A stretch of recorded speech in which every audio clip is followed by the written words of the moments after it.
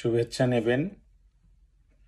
আজকে আমার একটা খুব ইচ্ছা হলো, আমাদের এখানে এখনো 7 তারিখ হয়নি, মানে 7ই সেপ্টেম্বর হয়নি।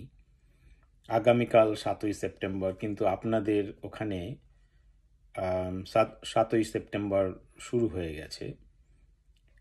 আজকের দিনটি বাঙালির কাছে খুব গুরুত্বপূর্ণ দিন, কারণ আজকের দিনে আমাদের অত্যন্ত নাম করা একজন সাহিত্যিক কবি সুনীল গঙ্গোপাধ্যায় জন্মেছিলেন।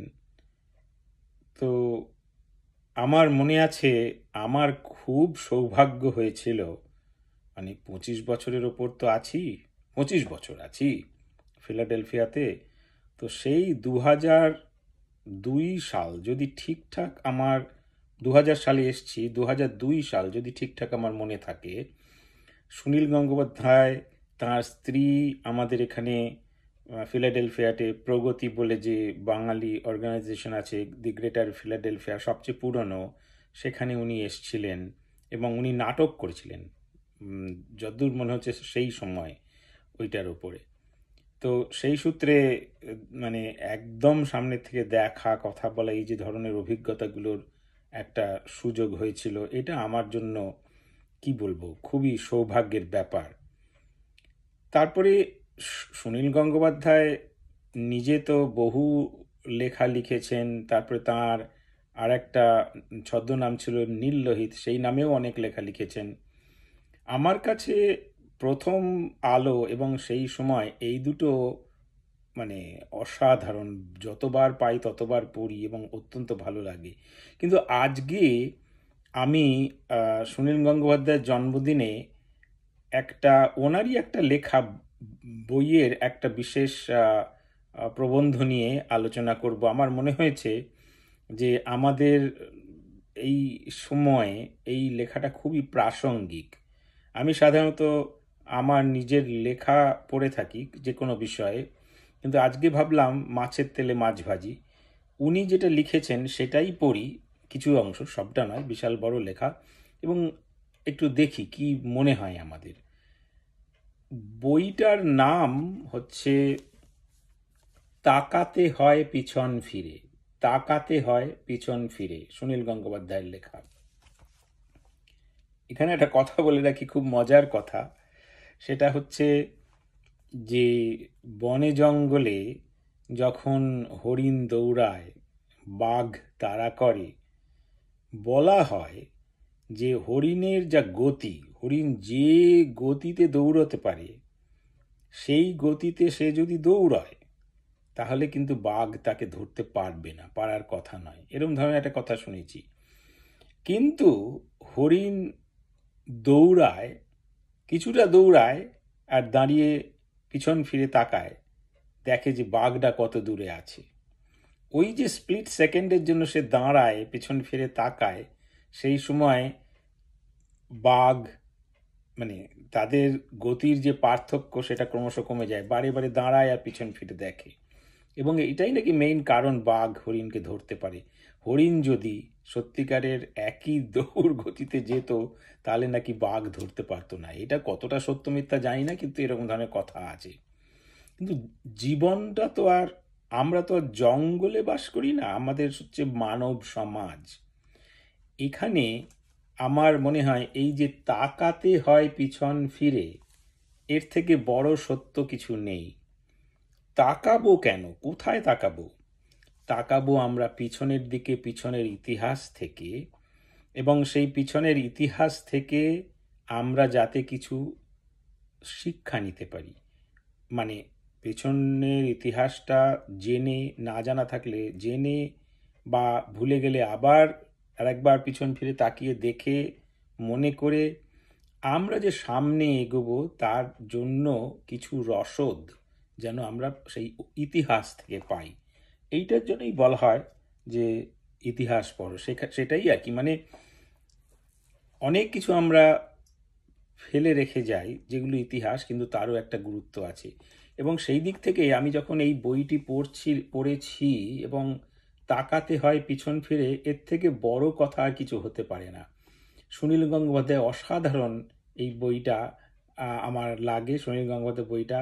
আমি এর থেকেই একটা অংশ, একটা প্রবন্ধ, তারও পুরো প্রবন্ধটা পড়ব না, আমি কিছু অংশ পড়ে শোনাবো এবং আমার দু একটা কথা বলবো এবং আশা করব আপনাদের ভালো লাগবে। তাকাতে হয় পিছন ফিরে।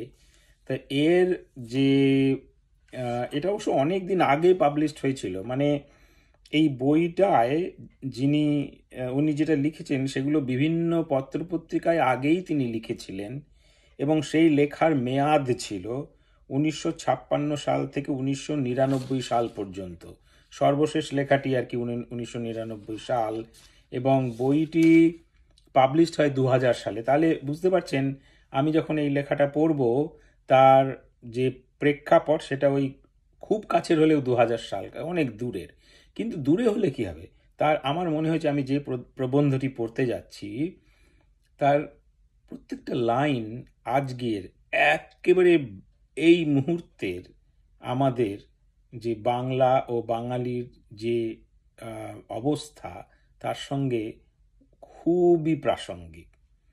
তাই আসছি একটা মানে প্রবন্ধ যেটা উনি লিখছিলেন, নাম হচ্ছে দুই বাংলার বাঙালি।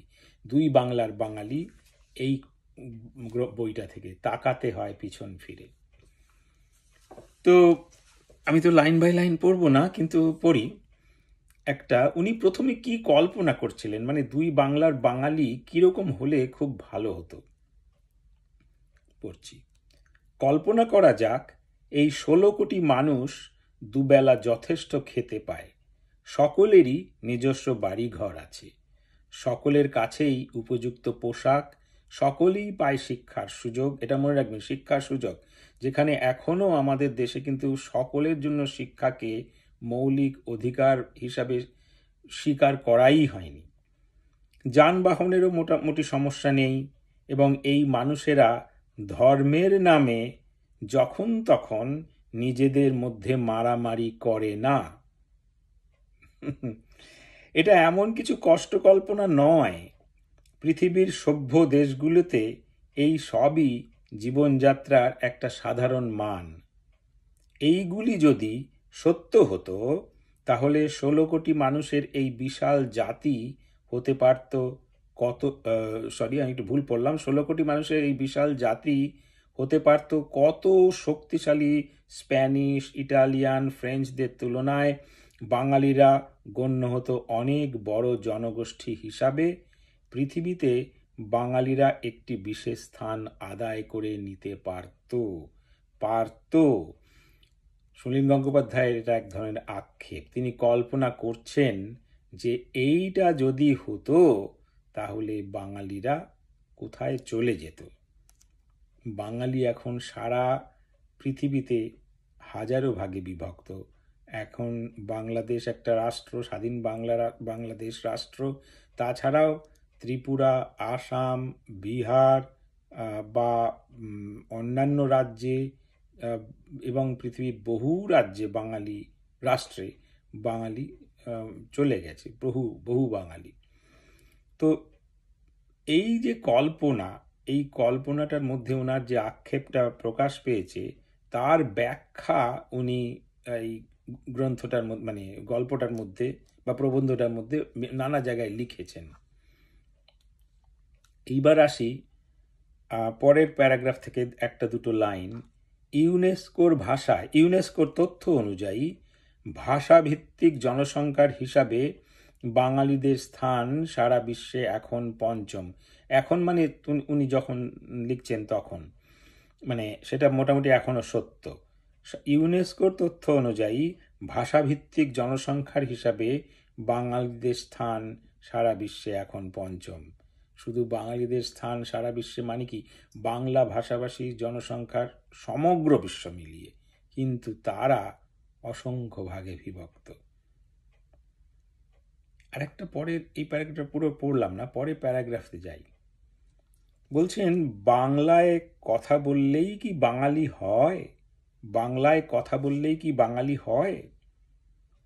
অনেকে বাংলায় কথা বলে বটে, কিন্তু তারা নিজেরাই জানে না তারা বাঙালি কিনা, তারা মানুষ কিনা এ ব্যাপারেও তাদের সন্দেহ আছে। সমাজের উঁচু শ্রেণীর লোক যে তাদের সঙ্গে মানুষের মতন ব্যবহার করে না আজও, সেটা তো সত্য। ডোম, চাড়াল, ধোপা, নাপিত, ম্যাথরদের কি আমরা নিজেরাই বাঙালি বলে গণ্য করি? তো এই উনি প্রশ্নটা তুলেছেন, এটা খুব জাস্টিফাইড প্রশ্ন। বাংলায় কথা বললেই কি বাঙালি হয়? এটাও কিন্তু ঘটনা। বাংলায় কথা বললেই কি, আমি দেখেছি অনেক বাঙালি এখন মানে ঘরোয়া ভাষায় কথা বলেন যখন ঘরে, তখন বাংলায় কথা বলেন, সবই ঠিক আছে। তাও এখন অনেক মিশ্র বাংলা হয়ে গেছে আরও। কিন্তু তারা বাংলা বই আর সেরকম পড়েন না, তারা পড়েন ইংরেজি বই। আমি অনেককে এখানে দেখেছি তারা ইংরেজি যত পড়েন, বাংলা বই পড়েন না। দেশে কত বাংলা বই বেরোচ্ছে, সেগুলো কেউ পড়েন না। কেন পড়েন না সে অন্য প্রসঙ্গ, পরে আসা যাবে। কিন্তু বাংলা বই পড়েন না, খুব কম। সকলে ইংরেজিই পড়ছে, ইংরেজি বই পড়ছে, ইংরেজি সাহিত্য বই পড়ছে, বা এমনিতেই বই পড়ার সংখ্যা কমে গেছে। যাই হোক, এইটা একটা ব্যাপার। আর উনি একটা ভালো প্রশ্ন করেছেন যে শিক্ষার মানটা কোথায়, সেটা একটা বোঝানোর জন্য উনি অবশ্য এখানে 2 বাংলাকে বলেছেন। 2 বাংলা মিলিয়ে মাধ্যমিক পরীক্ষা দেয় কতজন ছাত্রছাত্রী জানেন? বড়জোর 10 লাখ। শতকরা একজনেরও কম। তাহলে শিক্ষার অবস্থাটা কোথায় তখন ছিল? এটা তো উনি অনেকদিন আগের কথা বলছেন। আমার কাছে এই মুহূর্তে হাতে বর্তমান পরিসংখ্যান নেই, কিন্তু আপাত দৃষ্টিতে আমাদের ভাবতে হবে যে আমরা এর থেকে কতটা অগ্রগতি করেছি এই পরিপ্রেক্ষিতে। তারপরে উনি বলছেন যে ভারত ভেঙেছে, পাকিস্তান ভেঙে বাংলাদেশের জন্ম হয়েছে, বিশ্বের মানচিত্রে বাঙালিদের একটি নিজস্ব দেশ স্থান পেয়েছে, যদিও বড় বড় শক্তিশালী দেশগুলির চোখে সেই দেশ করুণার পাত্র। এটা ওনার মত ছিল। আমরা এগ্রি করতেও পারি, নাও এগ্রি করতে পারি, কিন্তু ওনার মনে হয়েছে যে মর্যাদাটা পাওয়া উচিত ছিল, সেই মর্যাদা বড় বড় শক্তিশালী দেশগুলো দেয়নি। আর ওইখানেই উনি বলছেন যে আবার যদি বাঙালিদের কথা বলতে গিয়ে আবার উনি ভারতীয় দর্শনের কথাও একটা এনেছেন, কারণ বাঙালিদের মধ্যেও তো ভারতীয় দর্শন একটা বিশাল অংশ কাজ, প্রভাব ফেলে। উনি বলছেন ভারতীয় দর্শন, প্রাচীন কাব্য সাহিত্য, সংস্কৃতি বা অহিংসার বাণীকে কেউ আর এখন তেমন মূল্য দেয় না। আগে যেরকম মূল্য দেওয়া হতো, সেই মূল্য আর পশ্চিমা সভ্যতা দিচ্ছে না। ভারতীয় দর্শন, প্রাচীন কাব্য সাহিত্য, সংস্কৃতি বা অহিংসার বাণীকে কেউ আর তেমন মূল্য দিচ্ছে না।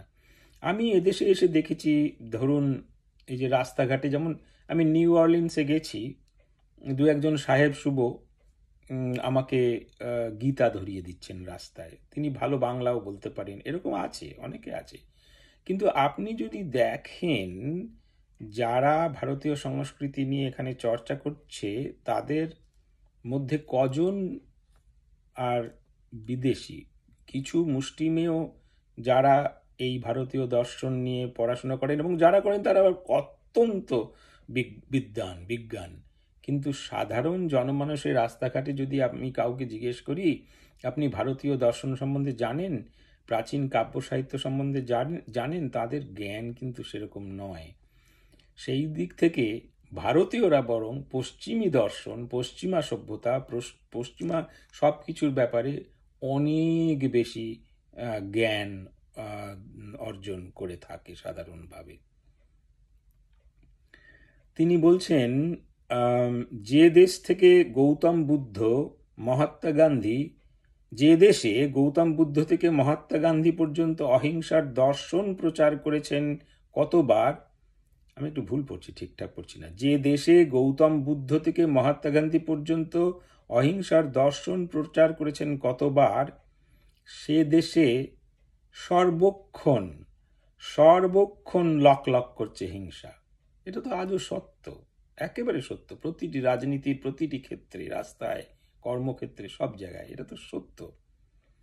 ভারত যা পারেনি, চীন তা পেরেছে অনেকটা। এখানে যে পুরোটা আমি মানে একেবারে 100% এগ্রি করছি তা আমি বলতে পারবো না। তবে উনি যেটা বলেছেন সেটা আমি পড়ছি। সেখানে ধর্মীয় দাঙ্গা হয় না, ভাষা ও খাদ্য ব্যবহার নিয়ে কোনো দ্বন্দ্ব নেই। যেহেতু দুটো দেশের মানে অ্যাডমিনিস্ট্রেটিভ বা আহ, রাজনৈতিক যে ব্যবস্থা তার একটা ব্যাপক পার্থক্য আছে। সেই জন্য আমি এটা কি সুষম তুলনা হলো কিনা আমি জানি না। আমার খুব যে পছন্দ হয়েছে বা এগ্রি করছি তা নয়। উনি বলছেন আঞ্চলিক বৈষম্য ও বাক স্বাধীনতার অভাব আছে, এটা উনি বলেছেন। তা জোর করে চাপা দিয়ে রাখা হয়েছে। বেইজিংয়ের তিয়েনআনমেন স্কোয়ারে কয়েক বছর আগে গণতান্ত্রিক অধিকারের দাবিতে বিদ্রোহী ছাত্রছাত্রীদের উপর ট্যাঙ্ক ও গুলি চালিয়ে 3,000 জনকে হত্যা করা হয়েছিল। এটা আমরা জানি। মানবতার বিরুদ্ধে এটা একটি জঘন্য অপরাধ নিশ্চয়ই। ওনার যুক্তি হচ্ছে যে স্বাধীনতার পর থেকে ভারত, বাংলাদেশ, পাকিস্তান এই অঞ্চলে প্রতিনিয়ত নানা রকম সন্ত্রাস, দাঙ্গা ইত্যাদির ফলে প্রতিদিন যে পরিমাণে লোকজন মারা যায় গুলিতে, সেগুলোকে যদি একত্র করা যায় তাহলে হয়তো এই সংখ্যাটা আরও অনেক বেশি হবে। মানে তিয়েনআনমেন স্কোয়ারে কয়েক বছর আগে গণতান্ত্রিক অধিকারের দাবিতে বিদ্রোহী ছাত্রছাত্রীদের ওপর ট্যাঙ্ক ও গুলি চালিয়ে 3,000 জনকে হত্যা করা হয়েছিল। উনি বলছেন আমাদের এত বছরে এত মারা গেছে লোক সন্ত্রাস, দাঙ্গা এবং গুলিতে, যে তার সংখ্যা এর থেকে অনেক অনেক অনেক বেশি। এবং উনি বলছেন সারা এই হত্যাকাণ্ডকে সব কিছুকে যোগ দিলে খুব কম হবে না। আরেকটা কথা উনি বলছেন যে বাংলাদেশ স্বাধীন রাষ্ট্র হিসাবে প্রতিষ্ঠিত হয়েছে বটে, কিন্তু সে দেশে শান্তি আসেনি। যেসব আদর্শ নিয়ে বাংলাদেশের প্রতিষ্ঠা তার বিপরীত শক্তিগুলি মাথা চাড়া দিয়েছে এখন। এটা লিখছেন, কিন্তু মনে রাখ এক্স্যাক্টলি এই লেখাটা কত সালে আমি বলতে পারবো না, কিন্তু এই বইতে মানে এই যে তাকাতে হয় পিছন ফিরে, এই বইতে তো এই লেখাটা আনা হয়েছে। এবং সেটা ওই যেটা বললাম 1900 কত সাল থেকে 1900 দাঁড়ান দাঁড়ান দাঁড়ান 1956 থেকে 1999 এই সময় বন্ধের মধ্যেই উনি এই লেখাগুলি লিখেছিলেন। কাজেই তখনও উনি ভাবছেন যে, বলছেন যে স্বাধীন রাষ্ট্র হিসাবে প্রতিষ্ঠিত হয়েছে 71 সালে। অবশ্যই এটা 71 সালে পরে ওনার বোধ বুদ্ধি অনুসারে, কিন্তু সে দেশে শান্তি আসেনি। যে সব আদর্শ নিয়ে বাংলাদেশের প্রতিষ্ঠা তার বিপরীত শক্তিগুলি মাথা চাড়া দিয়েছে এখন। মুক্তিযোদ্ধারা কোণঠাসা, ধর্ম নিরপেক্ষতা মুছে দেওয়া হয়েছে সংবিধান থেকে, আরবি মদতে মৌলবাদীরা শক্তি বৃদ্ধি করছে অনেকখানি, প্রাক্তন রাজাকাররাও দখল করছে ক্ষমতার বিভিন্ন শিখর, বিশ্ববিদ্যালয়গুলির প্রাঙ্গণে গুলিগোলা চলে অনবরত। এটা আমার জানা নেই যে উনি ঠিক কত সালে লিখেছেন, কিন্তু 1999 সালের আগেই বা 1971 থেকে 1999 সালের মধ্যে কোনো সময়, প্রশ্ন সেটা নয়। প্রশ্ন হচ্ছে আজকের রাজনৈতিক বাস্তবতার পরিপ্রেক্ষিতে এই লেখাটা কতটা গুরুত্বপূর্ণ এবং আমরা এটাকে কিভাবে নেব, সেইটাই হচ্ছে গুরুত্বপূর্ণ। সেই জন্যই তাকাতে হয় পিছন ফিরে। আমরা তো এটা দেখছি পিছন ফিরে তাকিয়ে উনি কি বলে গেছেন এবং সেই লেখার সঙ্গে আজকে আমরা কতটা মেলাতে পারছি। এগিয়েছি, পিছিয়েছি, না দাঁড়িয়ে আছি, কি আমাদের অবস্থানটা কোথায়, এই জন্যই পর্যালোচনাটা করা দরকার, তাকাতে হয় পিছন ফিরে। যাই হোক, এটা তো গেল একটা দিক, আমি পুরো তো পড়বো না। তো এইখানে আরেকটা কথা লিখছেন, অতদিন আগের কথা। এক অদ্ভুত রাজনৈতিক ডামাডোল চলছে পশ্চিমবঙ্গে কয়েক দশক ধরে। এক অদ্ভুত রাজনৈতিক ডামাডোল চলছে পশ্চিমবঙ্গে কয়েক দশক ধরে।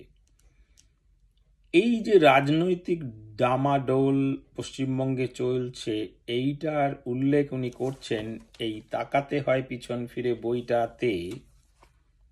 আমার আবারও সেই প্রশ্ন, আমরা এতদিন পরে আমি যদি ধরে নিই যে 1999 সালের পর থেকে আজ পর্যন্ত পশ্চিমবঙ্গের যে অগ্রগতি হয়েছে, বা পশ্চিমবঙ্গ যে এতদিন ধরে নানা রকম রাজনৈতিক অবস্থার মধ্য দিয়ে গণতান্ত্রিক পদ্ধতিতে চলে আসছে, সেই রাজনৈতিক অবস্থানে ডামাডোল কি বন্ধ হয়েছে? আমরা কোথায় আছি? এই জন্যই তাকাতে হয় পিছন ফিরে। উনি যা বলছেন, আমরা কি কিছু এগিয়েছি, পিছিয়েছি, নাকি একই জায়গায় আছি? আমাদের বোধ বুদ্ধি কি বলে? আমার খুব ভালো লেগেছে যে এতদিন পরেও আমার যদি এই লাইনটা পড়তে হয়, মনে হয় সত্যি তো আমরা কি এগিয়েছি? এক অদ্ভুত রাজনৈতিক ডামাডোল চলছে পশ্চিমবঙ্গে কয়েক দশক ধরে। আমার এখানে দুটি শব্দই সবচেয়ে বেশি টানে, সেটা হচ্ছে যে অদ্ভুত আর রাজনৈতিক ডামাডোল। অদ্ভুত রাজনৈতিক ডামাডোল। উনি বলছেন, পশ্চিমবাংলার যেসব মানুষ কখনো রাজনীতির ধার ধারত না, তারাও রাজনীতি নিয়ে মত্ত হয়ে উঠল। এবং মানে এইখানে উনি যেটা বলছেন কারা মত্ত হয়ে উঠল, সেটা অবশ্যই খুবই নিম্নমানের রাজনীতিকেই উনি বলছেন। এবং সেখানে উনি বলছেন যে নিম্নমানের সৃষ্টিকে, মানে রাজনীতিতে নিম্নমানের সৃষ্টিকে রাজনৈতিক কারণে বাহবা দেওয়া হতে লাগলো।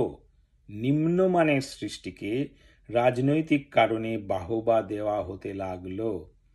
সুনীল গঙ্গোপাধ্যায়ের এই যে লাইনটা, দুই বাংলা ও বাঙালি, দুই বাংলার বাঙালি, এর প্রত্যেকটা আপনি যদি, আমি তো পুরোটা পড়ছি না, যদি পড়তে থাকেন তাহলে দেখবেন প্রত্যেকটা লাইন মনে হবে যেন একেবারে স্বতঃসিদ্ধ, মানে স্বতঃসিদ্ধ, সর্বক্ষণ সর্বসময় হয়ে দাঁড়িয়েছে পশ্চিমবঙ্গের ক্ষেত্রে বা বাংলার ক্ষেত্রে। এইবারে অন্য জায়গায় যাই। বিপ্লব শব্দটা হলো বাচ্চাদের একটা চুষি কাঠির মতন। কি সুন্দর উপমা, তাই না? বিপ্লব শব্দটা হলো বাচ্চাদের একটা চুষি কাঠির মতন। কিন্তু জানেন তো, সাধারণ লোকে যখন এই বিপ্লবকে বা বিপ্লবের যে কি বলবো আবেদন, সেইটাতে এগিয়ে আসে, তারা কিন্তু চুষি কাঠি ভেবে যে আসে সবসময় তা না। তারা বিপ্লবটাকে বুঝে, মানে তারা বিপ্লবের জন্যই আসে। কিন্তু খুবই দুর্ভাগ্যের বিষয় যে তাদের কাছে আসলে এটাকে একটা চুষি কাঠির মতনই দেওয়া হয় বা ব্যবহার করা হয়। বিপ্লব শব্দটা হলো বাচ্চাদের একটা চুষি কাঠির মতন। মানে এখন তাই দাঁড়িয়েছে, মানে তখনই ছিল, আরও তো এখন অবশ্যই অধঃপতনই হয়েছে। বিপ্লব বলি যদি আমরা, যে ধরনের বিপ্লব হোক, মানে অবশ্যই রাজনৈতিক এবং সাংস্কৃতিক বিপ্লবের ক্ষেত্রেও কিছু কিছু ক্ষেত্রে এটাও প্রযোজ্য। মানে যেহেতু নিম্নমানের সৃষ্টিকে, সেই সাংস্কৃতিক ক্ষেত্রেও নিম্নমানের সৃষ্টিকে রাজনৈতিক কারণে বাহবা দেওয়া হতে লাগলো। সাংস্কৃতিক যে পরিচর্যা, সেখানেও যদি রাজনৈতিক কারণে নিম্নমানের সৃষ্টিকে বাহবা দেওয়া হয়, তাহলে তো সেই সংস্কৃতি চর্চার অধঃপতন ঘটবেই। এবং উনি সেটাই বলছেন যে নিম্নমানের সৃষ্টিকে রাজনৈতিক কারণে বাহবা দেওয়া হতে লাগলো। বিপ্লব শব্দটা হলো বাচ্চাদের একটা চুষি কাঠির মতন। কেউ তাতে বিশ্বাস করে না। বিপ্লবের পরে কি হবে সে সম্পর্কে কোনো স্পষ্ট ধারণা নেই। তবু মিথ্যে মিথ্যে বিপ্লবের স্লোগান দিয়ে ছেলে ভোলাবার পালা চলল। তারপরে আরও অনেক কিছু উনি লিখেছেন, সেগুলোতে যাচ্ছি না। তার কারণ হচ্ছে আপনারা বইটা নিশ্চয়ই পড়বেন, হয়তো পড়েছেন নিশ্চয়ই। তার তাকাতে হয় পিছন ফিরে, বইটা অত্যন্ত ভালো, নিশ্চয়ই পড়েছেন। উনি বলছেন যে সমাজতন্ত্রের পরীক্ষা যে ব্যর্থ হচ্ছে, রাষ্ট্রের নিয়ন্ত্রণে যে উৎপাদন কমে যায়, প্রতিযোগিতা ছাড়া মানুষ অলস হয়ে পড়ে, এই সব কঠোর বাস্তব সত্যগুলিকে উপেক্ষা করে অর্থনীতি চলল ধ্বংসের পথে। এখানে একটা ব্যাপার আছে জানেন তো, মানে কিছুটা সত্য, অবশ্যই সত্য। উল্টো দিকটাও যে একেবারে, মানে সম্পূর্ণ উল্টো দিকটা যে একদম মানে একটা স্বর্গের রাজ্য, তাও কিন্তু নয়। সেখানে আবার শোষণ হয়, এটা সত্যি কথা, শোষণ হয়। কোনো জায়গায় এটা মাঝামাঝি। যেমন এই যে আমরা আমাদের দেশে আছি, এখানে তো মানে যেটাকে আমরা বলি কমিউনিজম, সেটা তো এখানে নেই, একেবারেই নেই, মানে বাস্তবেই নেই। আহ, এবং এখানে মনে করা হয় যে গরিব গুরবদের জন্য কিছু যদি করতে চাওয়া হয়, জনগণের জন্য কোনো মানে কি বলবো, সমাজমূলক কোনো পরিকল্পনা নেওয়া হয়, তার কেন্দ্রিকতাটা যদি খুব বেশি লিবারাল হয়, মানে খুবই লিবারাল হয়, তখন তাকে বলা হয় যে সে লেফটিস্ট হয়ে যাচ্ছে। যেটা এখন এ দেশেও একটা সমস্যা হচ্ছে, দুই পার্টির মধ্যে লেফটিস্ট হয়ে যাচ্ছে, সেটা বলা হয়। তবে যেটা বললাম যে সমাজতন্ত্রের পরীক্ষা ব্যর্থ হচ্ছে, এই যে স্টেটমেন্টটা দিয়েছেন, সমাজতন্ত্রের পরীক্ষা যে ব্যর্থ হচ্ছে, রাষ্ট্রের নিয়ন্ত্রণে যে উৎপাদন কমে যায়, প্রতিযোগিতা ছাড়া মানুষ অলস হয়ে পড়ে, এই সব কঠোর বাস্তব সত্যগুলোকে উপেক্ষা করে অর্থনীতি চলল ধ্বংসের পথে।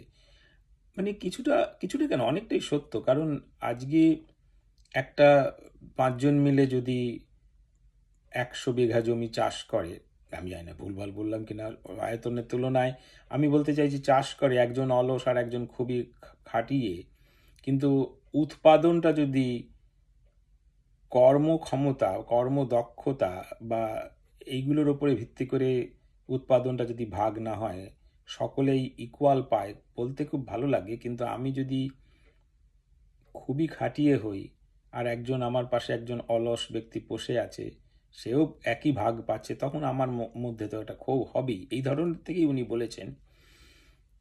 কিন্তু ওর উল্টো দিকটা যে একেবারে পুরো স্বর্গরাজ্য তা নয়, একটা কন্ট্রোল দরকার মাঝামাঝি, সেখানেও কিন্তু প্রচণ্ড রকম শোষণ হয়।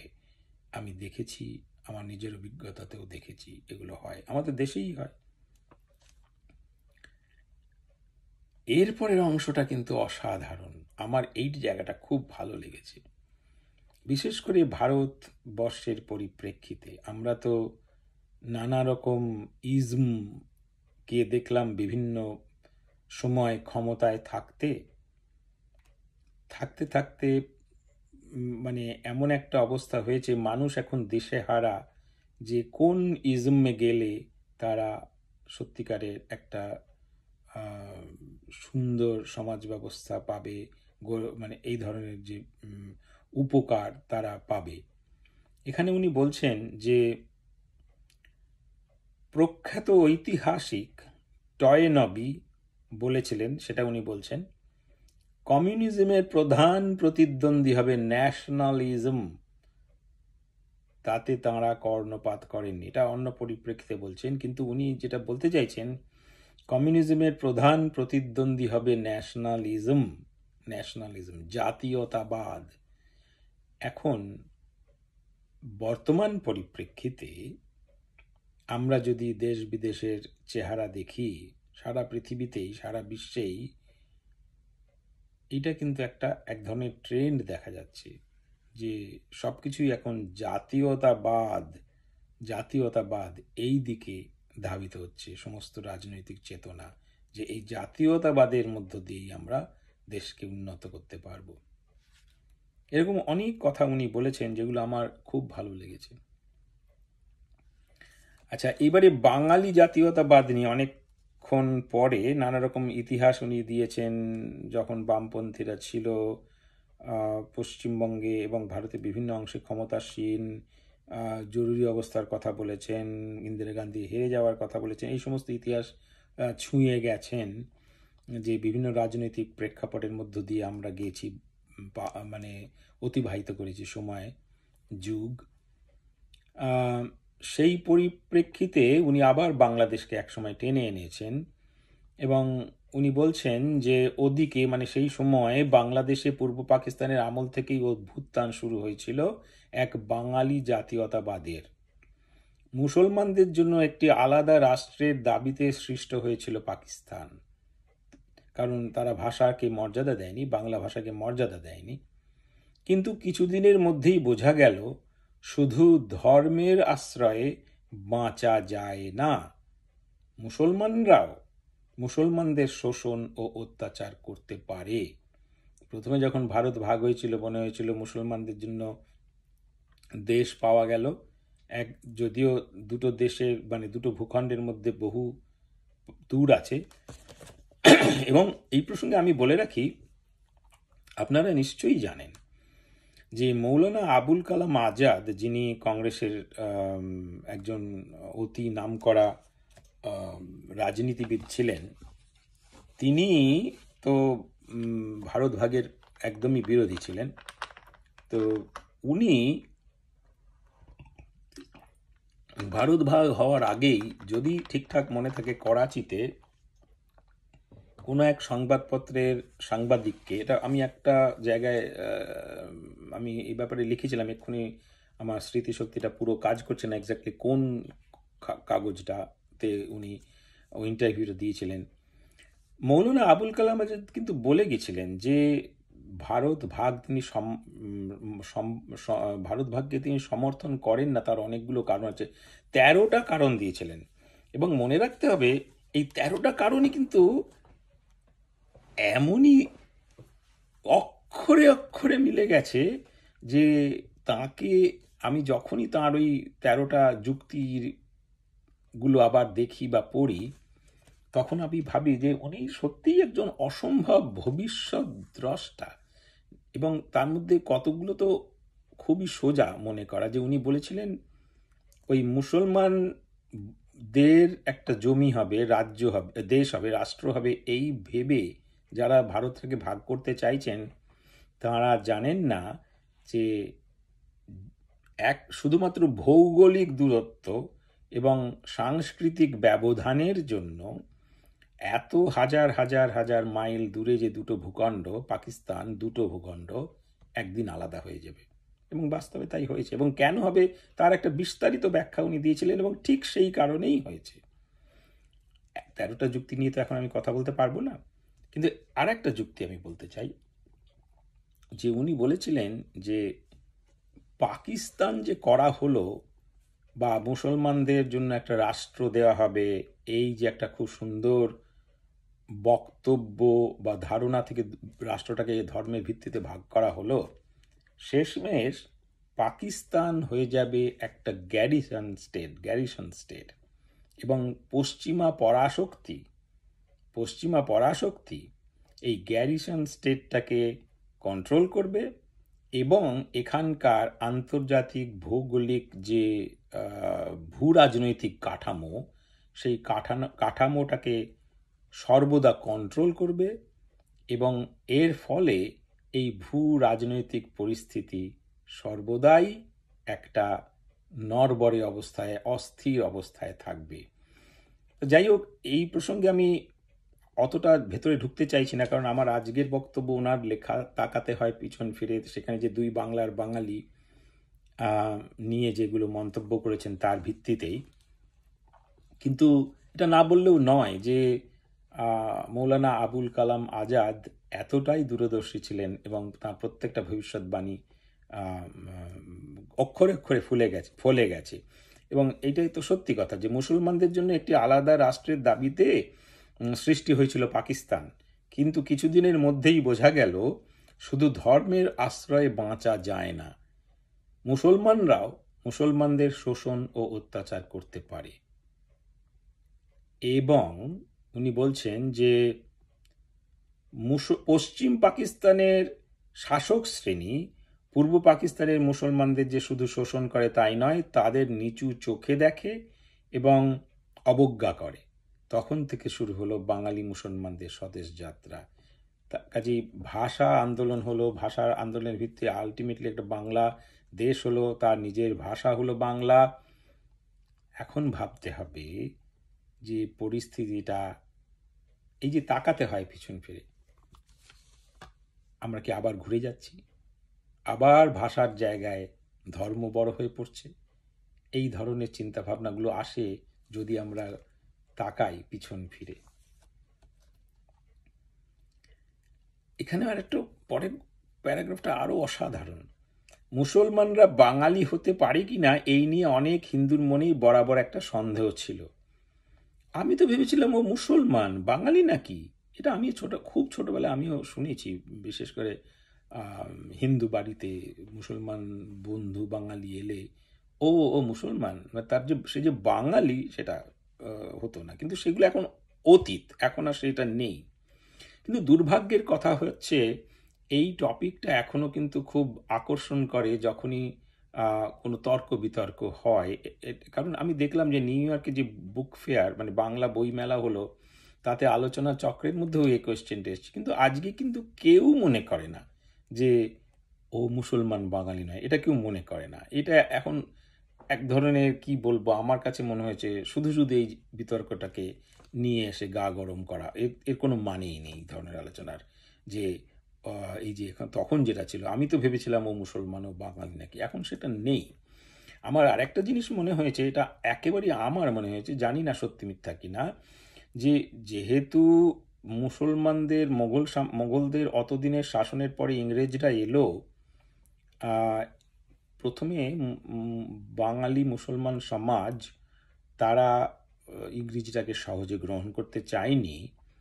এবং এবং আমি জানি না যেটা, যে তাদের গ্রাম স্তরে বা তাদের যে সামাজিক স্তরে কোনো মানে কারণে এরম ভাবা হয়েছিল কিনা যে ইংরেজি জানাটা হারাম নয়, এরম টাইপের কিছু, সেটা আমি জানি না। কিন্তু যে কোনো কারণেই হোক, তারা ইংরেজিটা শিখতে একটু দেরি করেছিল, যার ফলে কয়েকশো বছরের একটা ব্যবধান তৈরি হয়েছিল। কিন্তু সেই ব্যবধান তারা ঘুচিয়ে তারা আমাদের থেকেও ভালো বাঙালি হয়েছে। তা বাংলা ভাষার মর্যাদাকে তারা একটা আন্তর্জাতিক স্তরে নিয়ে গেছে। মানে অবশ্য সেখানে বাঙালি হিন্দুরাও সকলে মিলেই, এখানেও ভারতেও বাংলা ভাষা আন্দোলন হয়েছে, আসামের নানা জায়গায় হয়েছে, ইভেন মানভূম এলাকায় হয়েছে, এগুলো আছে, মানে অনেক জায়গায় হয়েছে। কিন্তু আমি বলতে চাইছি, এই যে কথাটা এখানে লেখা হয়েছে, আমি তো ভেবেছিলাম ও মুসলমান ও বাঙালি নাকি, সেটা অনেক আগে এক সময় প্রযোজ্য ছিল। কিন্তু এখন কোনো বই মেলাতে এই প্রশ্নটা তোলা, এটা মনে হয়েছে শুধু শুধু জল ঘোলা করা, কোনো মানেই হয় না এই কোশ্চেনটা। এখন আর সেটা কেউ, এটা আর হয় না, কেউ মনে করে না এটা। তো যাই হোক, আবার উনি বলছেন যে এর জন্য যে মুসলমানরা একেবারে দায়ী নয় তাও নয়, তা বলা যায় না। এই যে বাঙালিরা ভাবতো, আমি তো ভেবেছিলাম, বাঙালি হিন্দুরা, আমি তো ভেবেছিলাম মুসলমান ও বাঙালি নাকি, এই যে কথাটা, এই ধরনের কথা অনেক হিন্দুর মুখে শুনে শুনে অনেক মুসলমানের অপমানে গা জ্বলে যেত, জ্বলবারই কথা। তারপর উনি বলছেন যে এর জন্য মুসলমানরাও যে একেবারে দায়ী নয় তা বলা যায় না। অনেক সাধারণ মুসলমান বাংলায় কথা বললেও মনে করত তাদের পিতৃভূমি আরব দেশ। বাংলার অনেক সামাজিক রীতিনীতিকেই তারা মনে করত সমস্তটাই হিন্দুয়ানি। পুরনো পুলিশ রিপোর্টে দেখা যায়, যশোরে গ্রামের মুসলমানরা নিজেদের পরিচয় দিতে গিয়ে বলতো, এখানে মোট 5 ঘর বাঙালি, বাকি সবাই মুসলমান। তাহলে মুসলমানরাই হিন্দুদের বাঙালি বলছে আর নিজেদেরকে বলছে মুসলমান। এই পরিমাণ, এই রিপোর্টও আছে। কিন্তু এ সবই অতীত, এবং এই যে তাকাতে হয় পিছন ফিরে, এই পিছন ফিরে তাকিয়ে এগুলো আমরা জানতে পারছি এবং আমরা বুঝতে পারছি এগুলোর কোনো মানে হয় না। বাঙালি হিন্দু হতে পারে, মুসলমান হতে পারে, হিন্দু বৌদ্ধ খ্রিস্টান সবই হতে পারে, কিন্তু বাংলা ভাষায় কথা বললে বা বাংলা ভাষা সংস্কৃতির সঙ্গে জড়িত যারা, তারা সকলেই বাঙালি। এখন তো আবার অন্য একটা সমস্যা রাজনৈতিকভাবে মানে গুরুত্বপূর্ণ হয়ে যাচ্ছে, যেহেতু এখন বাংলা ভাগ হয়ে গিয়ে বাংলাদেশ এবং বাংলাদেশ এবং পশ্চিমবঙ্গ হয়েছে। রাজনৈতিক পরিপ্রেক্ষিতে এখন আরও নানা রকম সমস্যা আসছে, এবং শোনা যায় যে দেশে এই সমস্যাও আসছে অনুপ্রবেশকারীদের নিয়ে যে সমস্যা, তাতে অনেকে দাবি করছেন যে বাংলায় কথা বললেই বাংলাদেশি বলে দাগিয়ে দেওয়া হচ্ছে। এই ধরনের নানা সমস্যা আসছে, এইগুলো হচ্ছে রাজনৈতিক সমস্যা। কিন্তু আমরা যদি তাকিয়ে থাকি পিছনে, তাহলে দেখি যে এই ধরনের সমস্যা আগেও ছিল। আমাদের এর থেকে এগোতে হবে, এই ধ্যান ধারণা থেকে বেরোতে হবে। সেটাই হচ্ছে মূল কথা। আমরা সকলেই বাঙালি, বাংলা ভাষায় যারা কথা বলি বাঙালি। এখানে আর একটা খুব গুরুত্বপূর্ণ কথা, এই আহ, দুই বাংলার বাঙালি, এখানে আমি তো পুরোটা পড়ছি না, অংশ বিশেষ পড়ছি। তাতে বলছে যে ডক্টর শহীদুল্লাহ পূর্ব পাকিস্তানের কোনো বিশেষ জেলার ভাষার বদলে, মানে তখন তো বাংলাদেশ মানে পূর্ব পাকিস্তান আর পশ্চিমবঙ্গ, ডক্টর এবং পূর্ব পাকিস্তানে এখনও যেমন আছে বিভিন্ন জেলায় যে ভাষা, তার কি বলবো, তাদের মধ্যে অনেক ভাষার যে ডায়ালেক্ট বলি বা উচ্চারণগত ভাষাগত যে বিভিন্ন ধরনের বিবর্তনের মধ্যে দিয়ে তাদের যে ভাষাগুলোর অনেক তফাৎ আছে জেলা টু জেলা। এবং সেই তফাৎ পশ্চিমবঙ্গেও আছে, কিন্তু ওখানে আরও যেহেতু আগে নদীমাতৃক দেশ ছিল, মেলামেশাটা কম হতো, তার ফলে মানে এক একটা অংশ জেলার বা দেশের এক একটা অংশ তার স্বকীয়তাটাকে অনেক কি বলবো, অনেক অনেক বেশি ভাবে ধরে রাখতে পেরেছে বলে এই পার্থক্যটা তৈরি হয়েছে আমার মতে। যাই হোক, ডক্টর শহীদুল্লাহ উনি লিখছেন, সুনীল গঙ্গোপাধ্যায় লিখছেন তাকাতে হয় পিছন ফিরে এই বইটাতে। গল্প না, প্রবন্ধটার নাম হচ্ছে দুই বাংলার বাঙালি। এখানে লিখছেন ডক্টর শহীদুল্লাহ পূর্ব পাকিস্তানের কোনো বিশেষ জেলার ভাষার বদলে বাংলা সাহিত্যের আগে থেকেই স্বীকৃত ভাষা হিসাবে কৃষ্ণনগরের ভাষাকেই পূর্ব পাকিস্তানের লিখিত ও বেতার সম্প্রচারের ভাষা হিসেবে গ্রহণ করার সুপারিশ করেছেন। সুতরাং পশ্চিমবাংলা ও পূর্ব পাকিস্তানে প্রবাহিত হতে লাগলো একই বাংলা ভাষা, মানে ডাইলেক্ট এক হয়ে গেল, মানে স্বীকৃত বাংলা ভাষা বা অফিসিয়াল বাংলা ভাষা, তার এটা এক হয়ে গেল। তো এইটা একটা দিক যেটা জানতে হবে, যে দুটো বাংলায় যে একই বাংলা ভাষা বলি, সেটা হচ্ছে কৃষ্ণনগরের যে বাংলা ভাষাটা। এরপরে এই যে তাকাতে হয় পিছন ফিরে, তাকিয়ে কি দেখছি, উনি বলছেন ওনার গল্পে দুই বাংলার বাঙালি, পশ্চিমবাংলায় আজও বাংলা ভাষা সরকারিভাবে ব্যবহৃত হয় না। আমাদের ভাবতে হবে এত বছর পরেও, এই লেখাটার এত বছর পরেও, 1999-এরও যদি ধরে নিই, মানে কারণ এই লেখাটা তো 1956 থেকে 99, কাজেই 1999-এর পরে এত বছর চলে গেছে, তারপরেও এই যে লাইনটা, পশ্চিমবাংলায় আজও বাংলা ভাষা সরকারিভাবে ব্যবহৃত হয় না, এটা কতটা সত্য, কতটা মিথ্যা, এর মধ্যে কতটা যুক্তি আছে, এগুলো আপনারা ভাববেন না, আমরা ভাববো না? এটাই তো ভাবা উচিত।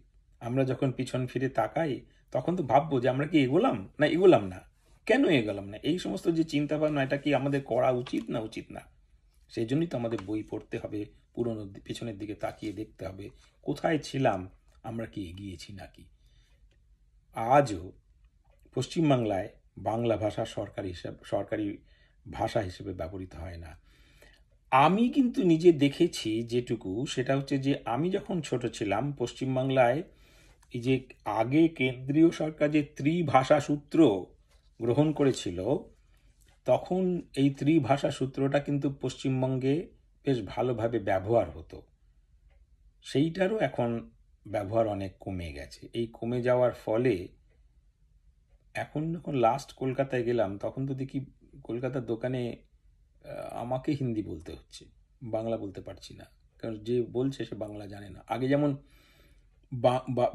অবাঙালিরা এলে এখানকার ভাষা শিখতে বাধ্য হতো, সেই বাধ্যকতাটা একেবারে চলে গেছে।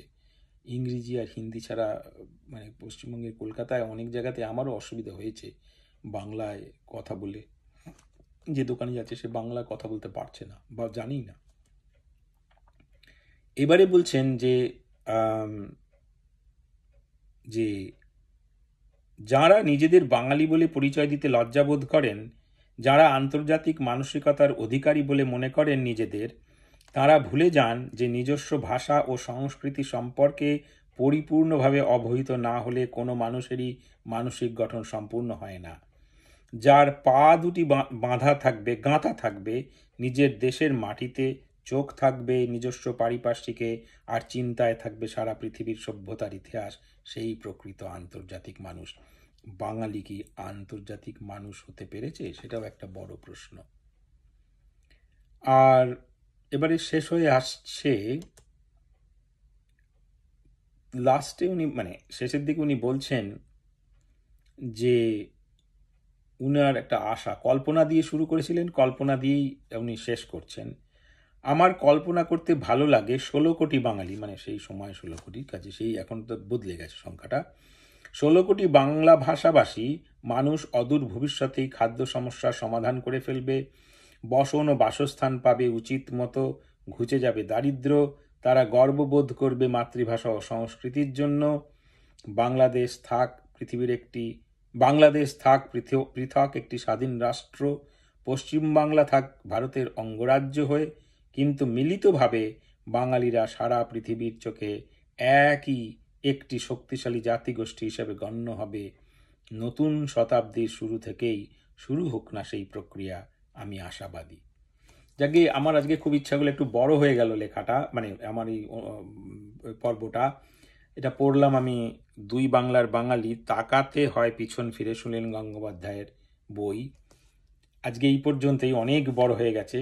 তবে উদ্দেশ্য ছিল যে আজকে সুনীল গঙ্গোপাধ্যায়ের জন্মদিনে তাঁরই একটা কোনো কিছু লেখা পড়ে মাছের তেলে মাছ ভাজা, মানে তার জন্মদিনকে উদযাপন করা। আশা করি ভালো থাকবেন। আর অনুরোধ করি আমাদের চবুতরা চ্যানেলটি আপনারা অনুগ্রহ করে সাবস্ক্রাইব করবেন। এই যে অংশটা ভালো লাগলে অবশ্যই লাইক করবেন, আমাদের পাশে থাকবেন। আশা করি আবার কোনো একদিন শীঘ্রই দেখা হবে।